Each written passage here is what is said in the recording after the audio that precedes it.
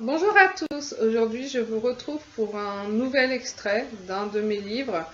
Après Un livre ouvert que vous avez pu voir sur une autre vidéo et Across les gardiennes du temps, aujourd'hui je vous présente Bleeding Heart, qui est une romance dramatique qui est éditée par la maison d'édition Little Book. Et voilà, donc je ne sais pas si on arrive à lire, donc c'est marqué une seule âme, un seul cœur, une seule vie. C'est la phrase qui résume en fait le livre. Je vais vous lire le résumé. Donc, Emilia Stark a enfin réussi à obtenir ce qu'elle voulait au plus profond d'elle, William Portman. Mais après 4 ans de bonheur, voilà que Will s'éloigne d'elle sans aucune explication.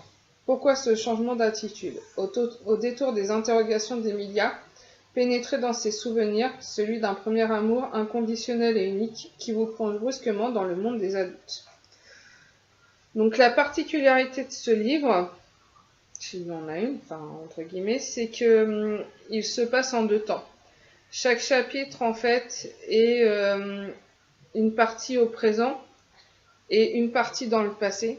Donc il faut bien regarder les dates et les heures indiquées. De plus, chaque chapitre commence par une illustration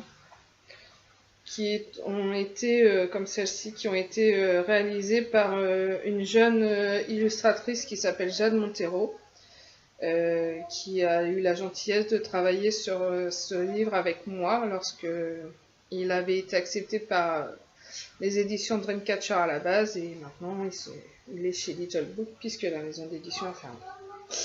Je vais vous lire un extrait. Donc le chapitre s'appelle « Il y a bien longtemps que j'ai cessé d'être une enfant ». Il faut savoir qu'en fait chaque chapitre a un titre qui est en fait une phrase du chapitre en question qui est plus ou moins importante. Et voilà. 20 décembre 2017, 9h36. Des rires me parviennent de l'extérieur. Je me lève et marche jusqu'à la fenêtre dépourvue de rideaux qui attendent dans la malle en bois d'être installée depuis plusieurs semaines. Je m'appuie contre le mur, récemment repeint en gris, et observe dehors à travers la fuite. Un étage plus bas, des parents épuisés discutent un gobelet fumant à la main, alors que leurs enfants courent dans le parc, et qu'un couple d'adolescents se tient chaud, un peu plus loin. J'ai l'impression de nous revoir, quelques années en arrière, en les regardant s'embrasser et se chamailler. En voyant le comportement de Will à l'heure actuelle, on a du mal à y croire.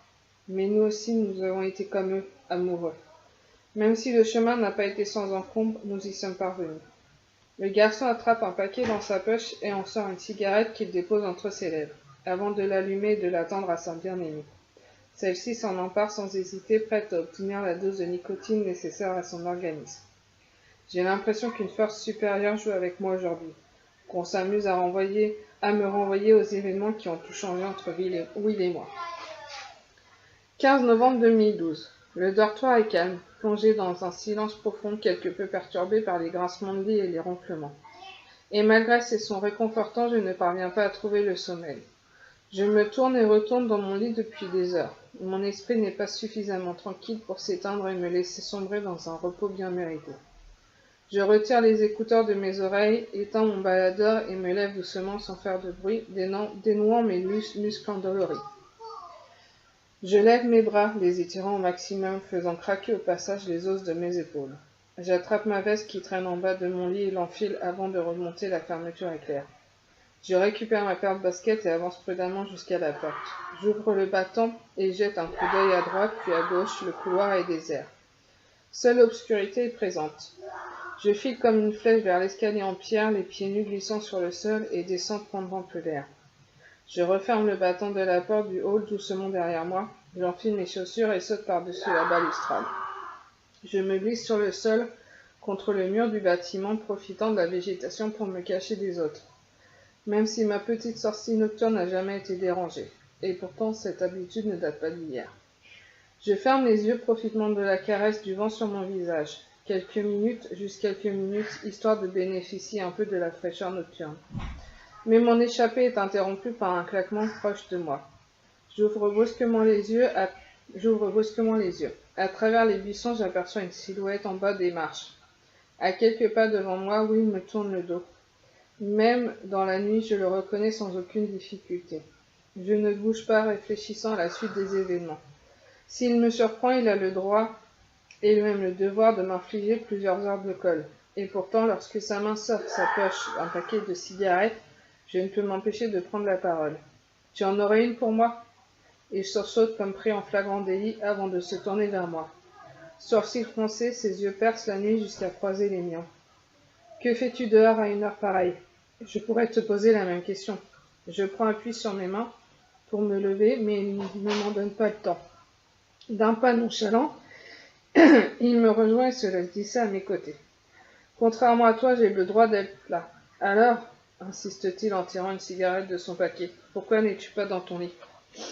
Parce que je m'y sens seul, chuchotai-je, tout en m'emparant de mon péché mignon que son briquet vient d'allumer. Quand le sommeil m'envahit, mes défenses s'effondrent et le réveil s'avère bien souvent trop brutal. Il me regarde intrigué, déposer la cigarette entre mes lèvres et inspirer une bouffée. Tu devrais lâcher prise, Mia. Tu devrais t'amuser, profiter de la vie. Tu n'es encore qu'une enfant. L'âge ne se mesure pas en années, Will. C'est une notion trop arbitraire. L'âge se détermine par ton histoire, par ton vécu. Ce n'est pas seulement un chiffre sur des bougies d'anniversaire. Désabusé, je me redresse et enjambe ses genoux pliés sortant de ma cachette. Il y a bien longtemps que j'ai cessé d'être une enfant. Un jour peut-être t'en rendras-tu compte. 20 décembre 2017, 9h42. La porte d'entrée claque, laissant cette réminiscence s'évaporer dans les airs. Les flocons de neige tourbillonnent à une vitesse folle dans la lumière du matin, s'accrochant à la fenêtre et m'empêchant de voir l'extérieur. Je ne supportais pas qu'il me voie comme une enfant. Je voulais qu'il me voie comme l'adulte que je pensais être. Je n'avais pas compris qu'en réalité, ce qu'il me fallait, c'était qu'on soit des enfants tous les deux, pour profiter de la vie ensemble et ne pas grandir trop vite.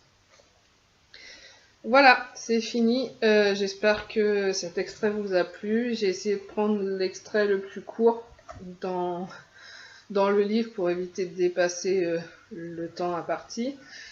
Si vous avez des questions, si vous voulez en savoir plus sur mon actualité, je l'ai déjà dit dans une autre vidéo, mais j'ai un compte Facebook et un compte Instagram à mon nom d'auteur, Nikki G. Jenkins.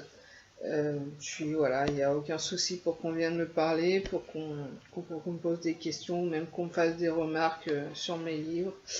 Voilà. Je vous dis à bientôt peut-être pour un autre livre et je vous souhaite une belle soirée.